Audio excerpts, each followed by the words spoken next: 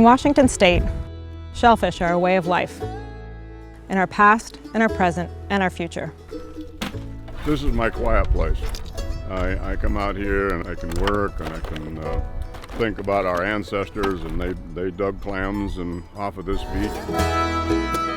Me gusta mucho mi trabajo y lo hago con mucho cariño, con mucho amor. Tribes, multi-generational shellfish farms, and relative newcomers harvest oysters, mussels, gooey duck, and other shellfish, providing jobs in some of Washington's most rural communities, healthy food, and connection to the marine environment. Demand for seafood is on the rise. So how can shellfish aquaculture meet this demand in the most sustainable way?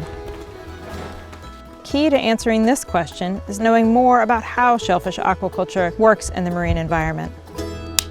And to do this, we need to see beneath.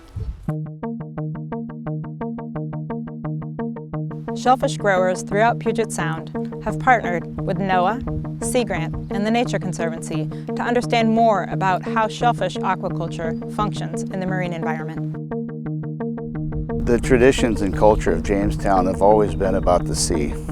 Ever since the people were here, this is what they've been doing, this is what they've been eating. And we've always wondered what was going on around the aquaculture program, around those oyster beds.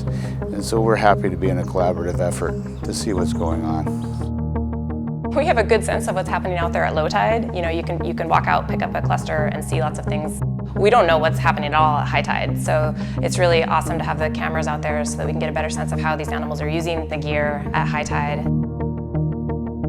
Documenting with GoPros will help other people understand how diverse and how dynamic our beaches are. Having good science is so important. What we find the best way to get results is through collaboration and building relationships.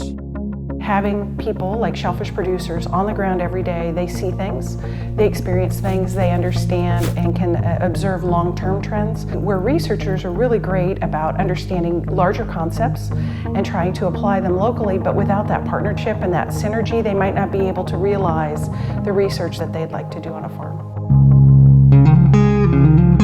In this project, growers and researchers deploy cameras on shellfish beds. We set cameras in different types of growing areas and in unfarmed habitat. The cameras record at high tide. We then collect them, review video, and quantify fish and crab use of the sites. With these data, we can know more about the value of habitat created by shellfish farms relative to other habitats. These kind of cooperative efforts are what we really love about being shellfish farmers. With GoPro cameras and the new technology, this has opened a door to allow us to collect data that we wouldn't have been able to collect even a couple years ago. So demand for seafood is certainly on the rise. And the question for us at the Nature Conservancy and elsewhere is, how does shellfish aquaculture fit into the puzzle? What's great about this project is that by getting a better look below, we can be smarter when we look ahead in Washington and beyond.